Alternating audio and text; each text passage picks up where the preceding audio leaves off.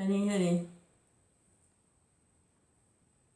Hare Krishna, Krishna Krishna, Hare Hare, Hare Rama, Rama Rama, Hare Hare, Hare Krishna, Krishna Krishna, Hare Hare, Hare Rama, Rama Rama, Hare Hare, Hare Krishna, Krishna Krishna, Hare Hare, Hare Rama, Rama Rama, Hare Hare, Hare Krishna, Krishna Krishna, Hare Hare, Hare Rama, Rama Rama, Hare Hare, Hare Krishna,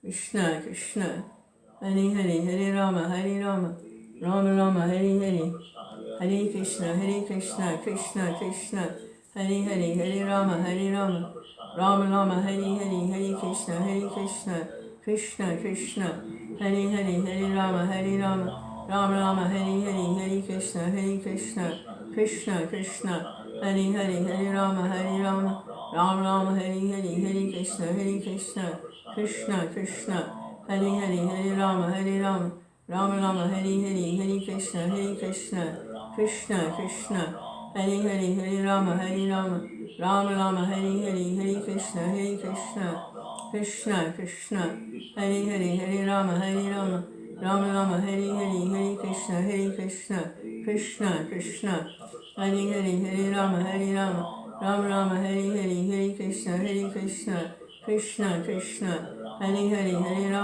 Rama, Rama Rama, Hare Hare, Hare Krishna, Krishna Krishna, Hare Hare, Hare Rama, Rama Rama, Hare Hare, Hare Krishna, Krishna Krishna, Hare Hare, Hare Rama, Rama Rama, Hare Hare,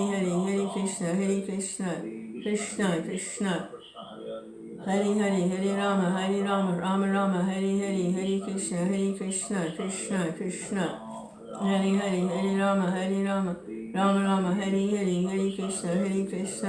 Krishna Krishna, Hare Hare, Hare Rama, Rama Rama, Hare Hare, Hare Krishna, Krishna Krishna,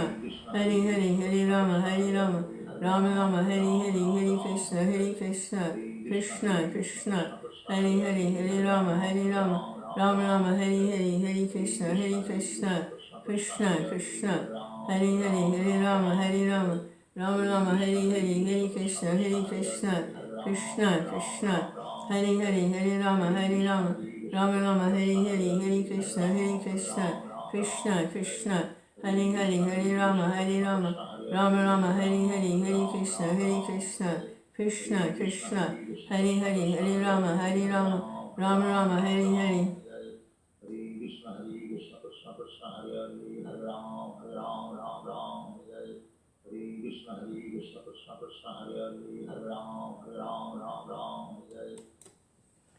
Krishna Chaitanya, Prabhu Nityananda, Shri Advaita, Radhar, Shiva, Sri Gaura Bhaktivinoda.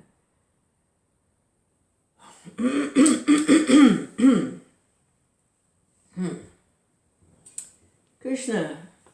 So, read a little something from Bhagavad Gita.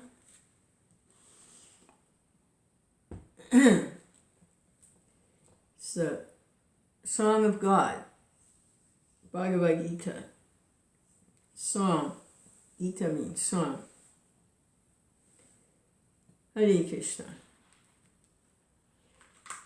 Krishna Chaitanya, Prabhu Nityananda, Shri Advaita Gadadhar, Shiva Sri Gaura Bhaktivinoda.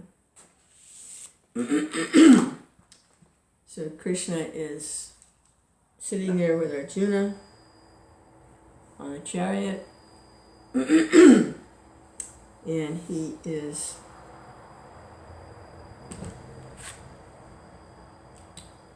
imparting to him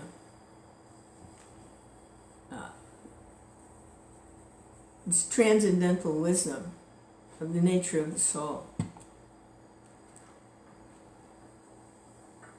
Hare Krishna. Hare Bol.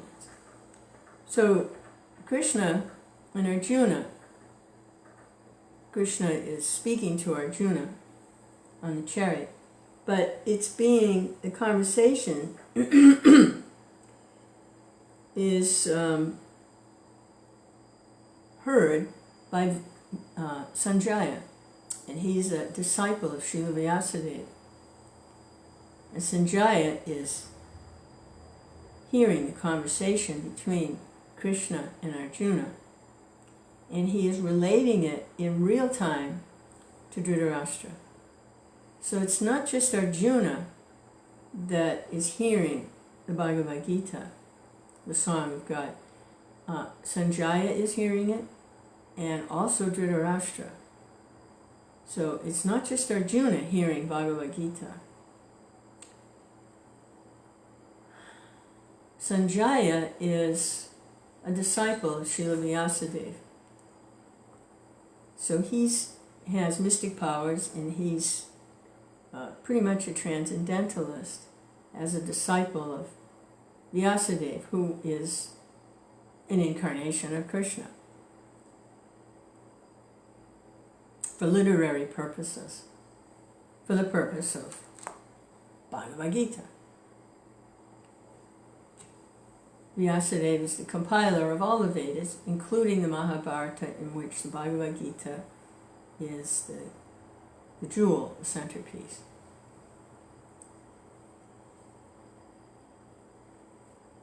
So Dhritarashtra is also hearing Bhagavad Gita.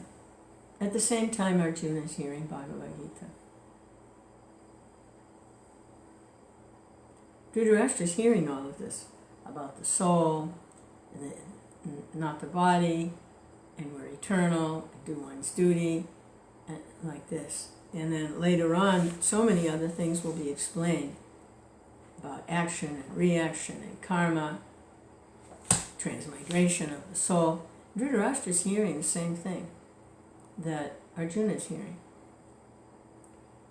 But Dhritarashtra, the soul that took birth as King Dhritarashtra, that was attracted to that situation, is a rather unique soul. We were discussing it in, there was some discussion I was sitting in about Dhritarashtra, and he was born blind. He was the eldest son of, I don't know who was the king, the father of Pandu, the father of Dhritarashtra. I forget. But he was in the dynasty, and he was the eldest son, and he was supposed to become the rightful heir to the kingdom, which is the way it was passed on. But he was born blind. And the reason he was born blind is because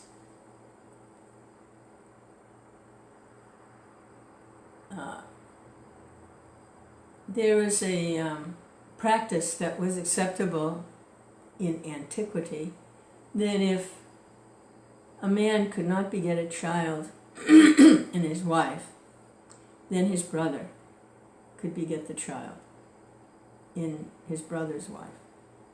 That was acceptable.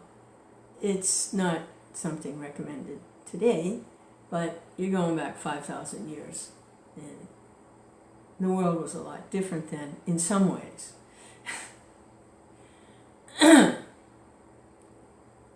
So in order to, it was a kingdom, and there have to be sons and children to inherit ruling, and there was a problem. I can't remember why, but the king himself, he could not beget a child. I don't know what the reason was. He probably offended somebody somewhere. I don't know the history of it. It gets very complicated, Mahabharata. So his brother was, Vyasadeva was his brother. And Vyasadeva was in meditation, fasting, compiling scriptures. He was off in the Himalayas somewhere, and but he was the brother. So he was called upon, for the sake of the kingdom, please come and beget children in my wives.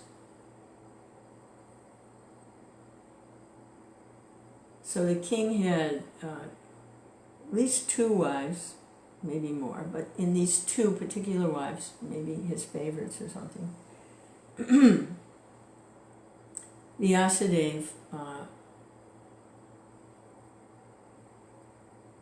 I think Dhritarashtra also had a mistress amongst the maidservants, which was also very common. It wasn't. When a princess was married, she took along with her sometimes several hundred maidservants who also accommodated the king's passionate nature. These were things that were acceptable then. Don't try it now. So there was a maidservant also. So Srila Vyasadeva, he came to do this service. He was requested for the sake of the kingdom. But he was very hard to look at because he had been doing so many austerities. Extremely thin, his hair was all matted, and you can just imagine his appearance.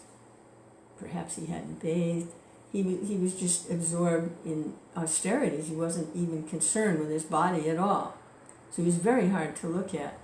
And these are princesses and queens who are used to satin white sheets and fluffy curtains and delicate foods to eat. And here comes Srila Vyasadeva, and they're supposed to conceive a child in him. It was a shock.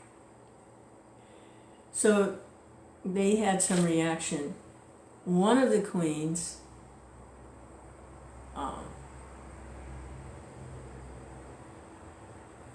she couldn't look at him. She closed her eyes. She just couldn't look. It was too horrible and frightening to see. So the child was conceived, and she had closed her eyes. So the soul that was attracted to that situation for conception was Dhritarashtra. That child was Dhritarashtra. So he was attracted to that situation where his mother was blind, like wouldn't look at her partner, at the source of the conception, who happened to be an incarnation of Krishna for literary purposes. So he was born blind because she closed her eyes and didn't want to see, and it affected that child that was attracted to that situation. But she was also blind to an incarnation of Krishna. She couldn't look. So Dhritarashtra was born not only physically blind, but also spiritually blind, because of the condition in which that soul was attracted to that situation. But he was the eldest child. He was conceived first. But that he couldn't... one of the things about a king is they have to be the first one out on the battlefield. If there's a battle, are you going to have a blind king riding a horse? Which way do you shoot your arrows, So he wasn't, as a Kshatriya, he wasn't fit to rule. So his younger brother, Pandu was conceived in the womb of another queen, and she also was in shock to see Vyasadeva, but she didn't close her eyes. She just turned pale. She just turned pale. So Pandu was born very fair complected. But he wasn't blind to religious principles. But his complexion is described as being very, very pale. So the younger brother Pandu was to inherit the kingdom because his older brother wasn't fit to rule as a king. But Pandu had his problems. He received a curse. He attacked unknowingly a sage in the forest. These pastimes are pretty intense. There was a sage in the forest a mystic yogi, and his consort, And one of the things they used to like to do was transform themselves into animals and enjoy sex. They could do this at will. So they had transformed into deers, a male deer and a female deer, and they were romping around in the forest. He's a transcendentalist, but hey, I can just imagine what goes on the higher planets. I can't imagine. So Pandu, he was out hunting and he shot the deer. He thought it was a deer. And he was practicing, he's a kshatriya, he was practicing his hunting skills. And he shot the deer while it was running. And as the deer was dying, he cursed Pandu. He said, "For this, you will not be able to enjoy," said, "the pleasures of the bed. For what you've done to me, you will not be able to enjoy. You will not be able to, as soon as you try to engage in sex activity, you'll die. Just like me." So Pandu had that curse, and it stuck. So they were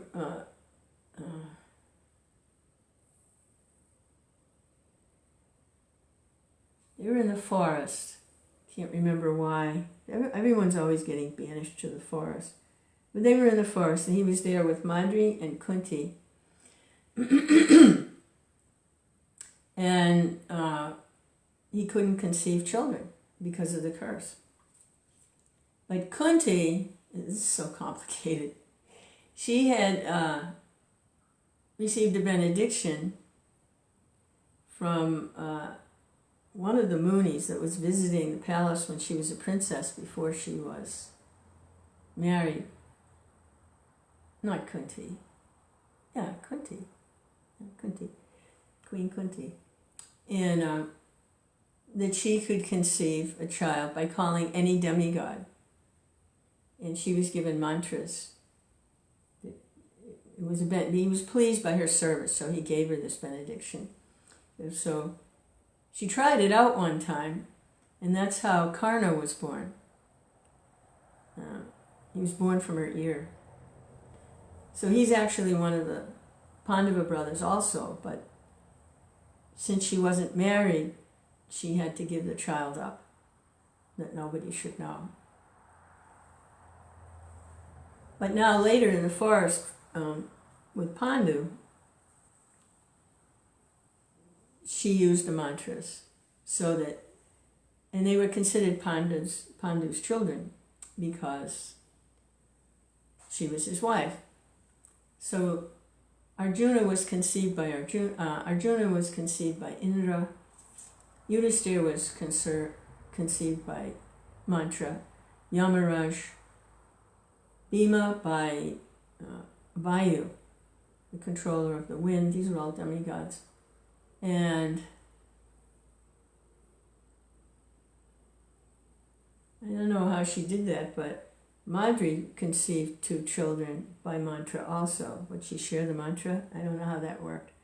Anyway, Madri conceived Nakula and Sahadev. They're the demigods that control the sense of smell. One for each nostril. Krishna. Now, that's not all that inconceivable when you start to understand how these different energies work. The demigods, they're the controllers of the different functions within the universe. The wind, the air, the sun, sound. These are all material elements. And they're in charge of managing the rain, the light, like that, in the universe. Now the soul is situated within the body. It's invisible, you can't see it. But it's situated within the body. You know it's there by its symptoms. Life symptoms, you know there's something there. Like the sun is within the universe. And the demigods are very active within, it's like the body is like a universe. The demigods are controlling the air, the wind, the water, the earthy elements that within the body as well. So it's not so inconceivable that by mantra a child could be conceived, a body could be formed.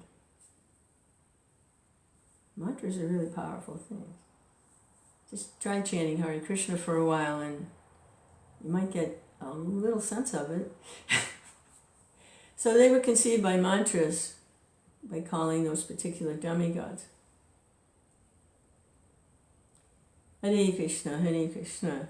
Boy, I got lost on Mahabharata. Where was I going with that before we took off? Hare Krishna, Hare Krishna, Krishna Krishna, Hare Hare, Hare Rama, Hare... Oh, Dhritarashtra.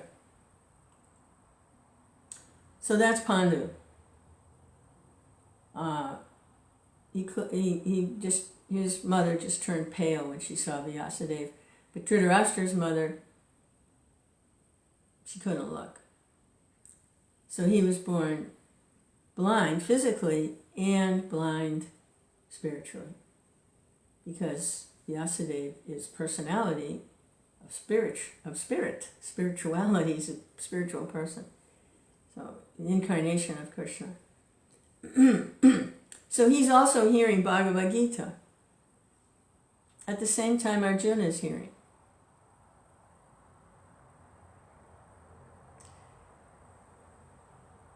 But Dhritarashtra, and he hears at the end of the conversation between Krishna and Arjuna, he hears, just surrender. I protect you from all sinful activities. Dhritarashtra can't surrender, even though he's hearing this. And Krishna is physically present at the time, manifest, on the planet. He can't surrender. So he was kind of a unique soul, a very unique soul to take that kind of a birth. Be interested to know who he was before he was Dhritarashtra. I'm sure there's an account of it somewhere. Hare Krishna. Okay, so the conversation's going on between Krishna and Arjuna. Sanjaya's hearing it and relating it to Dhritarashtra. So they're all hearing this. And Krishna says, this is text 29, chapter 2. āścarya-vat paśyati kaścid enam, āścarya-vad vadati tathaiva cānyaḥ, āścarya-vat cainam anyaḥ śṛṇoti, śrutvāpy enam veda, na caiva kaścid. Now Krishna knows they're all hearing. He knows. Sanjaya is relating. He knows. So Krishna says, some look on the soul as amazing. Some describe him as amazing. And some hear of him as amazing. While others, even after hearing about him, cannot understand him at all. Dhritarashtra is hearing this. And even after hearing about it, cannot understand him at all. So everybody's represented there in that conversation. It's really amazing. Arjuna, the devotee, in a loving relationship with Krishna, in the mood of friendship and service. Sanjaya, a spiritual master of sorts, speaking the absolute truth to Dhritarashtra, who's blind. So everybody fits in somewhere. Mostly Dhritarashtra's. Hare Krishna. Interesting. It gets more and more interesting as you go. Krishna. So Prabhupada's purport. Since Gītopaniṣad is largely based on the principles of the Upaniṣads, It is not surprising to find this passage in the Kaṭha Upaniṣad. So Bhagavad Gita is also known as Gītopaniṣad, and Prabhupada found a similar verse. The fact that the atomic soul is within the body of a gigantic animal, in the body of a gigantic banyan tree, and also in the microbic germs, millions and billions of which occupy only an inch of space, is certainly very amazing. Men with a poor fund of knowledge and men who are not austere cannot understand the wonders of the individual atomic spark of spirit, even though it is explained by the greatest authority of knowledge.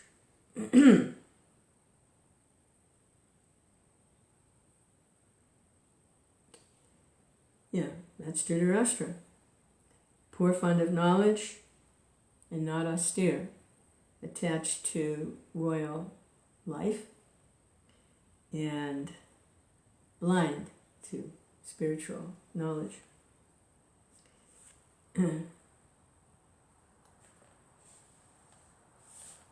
Even though it is explained by the greatest authority of knowledge.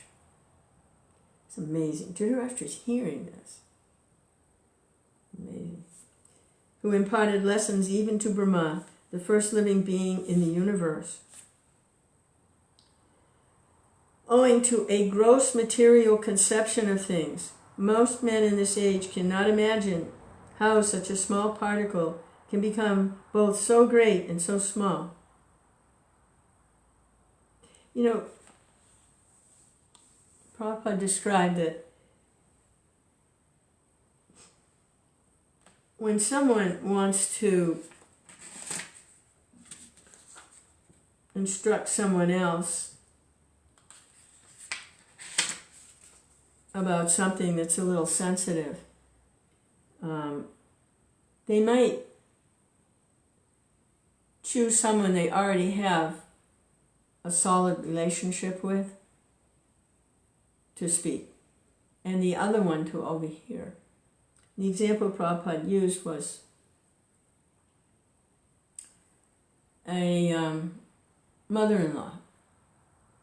There's something her daughter-in-law is doing or not doing that the mother-in-law feels she needs to correct the daughter-in-law.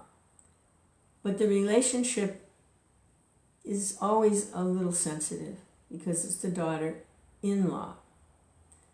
And the mother-in-law, it's a little difficult. If it was her daughter, she could do it.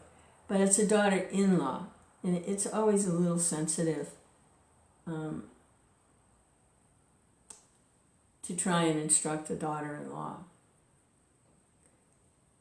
So what she will do, Prabhupada explained, is she'll instruct her daughter so that the daughter-in-law can hear. So she doesn't do it directly. So it looks like Krishna is speaking these things to Arjuna. And Arjuna is in ignorance. Arjuna is not in ignorance. Dhritarashtra is overhearing this. Dhritarashtra is the one in ignorance. So Krishna, because he has a solid relationship with Arjuna, he's speaking to him these things so that Dhritarashtra can overhear. And not only Dhritarashtra, but all the rest of us.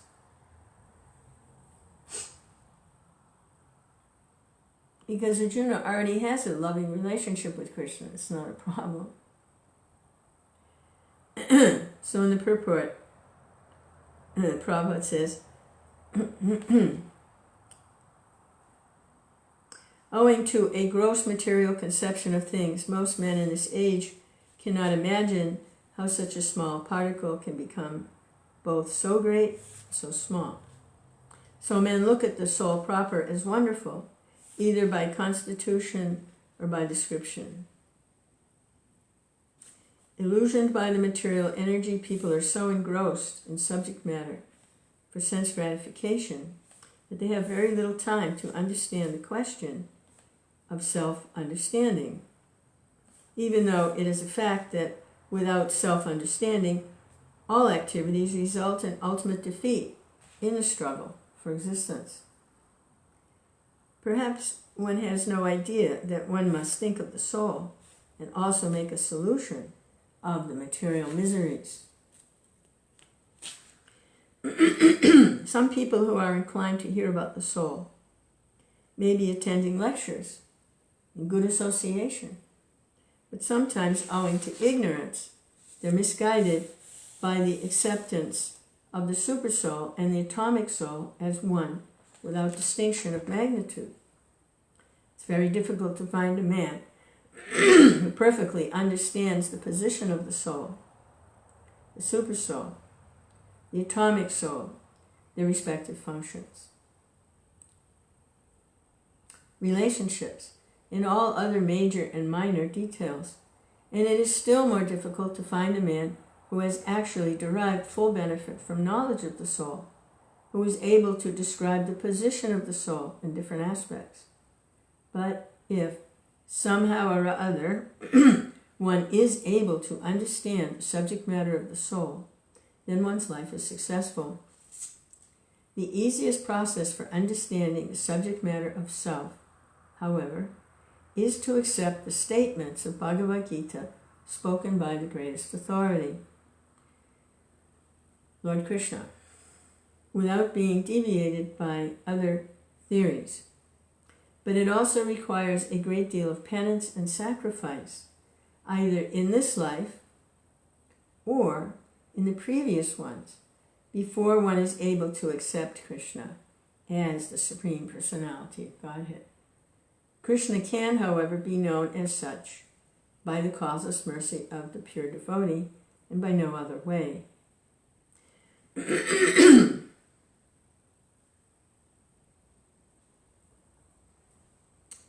Those interesting two sentences. Requires a great deal of penance and sacrifice, either in this life or in the previous lives, before one is able to accept Krishna as the Supreme Personality of Godhead. Okay, penance and austerities. Then, Prabhupada says, Krishna can, however, be known as such by causeless mercy of a pure devotee and by no other way.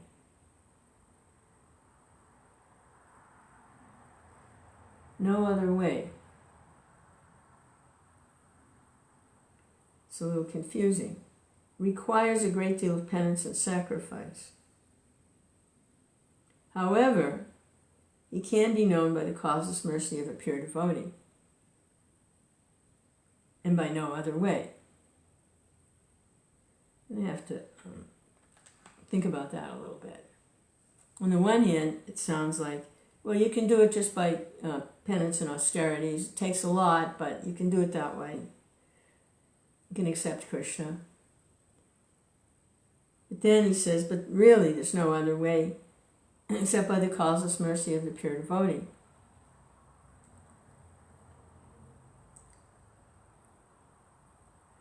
Well, in one sense it makes sense. Simply by penances and austerities, in and of themselves, doesn't work. Without Krishna, and Krishna is received through the disciplic succession, through the line of pure devotees. So it's kind of a 1-2. Yeah, there's a certain amount of penance and austerity, either in this life or in the previous ones. But really, it's by the mercy of the pure devotee. It's not just by penance and austerity. Okay. I think I can deal with that. Hare Krishna, Krishna Krishna, Hare Hare, Hare Rama, Rama Rama, Hare Hare, Hare Krishna. Krishna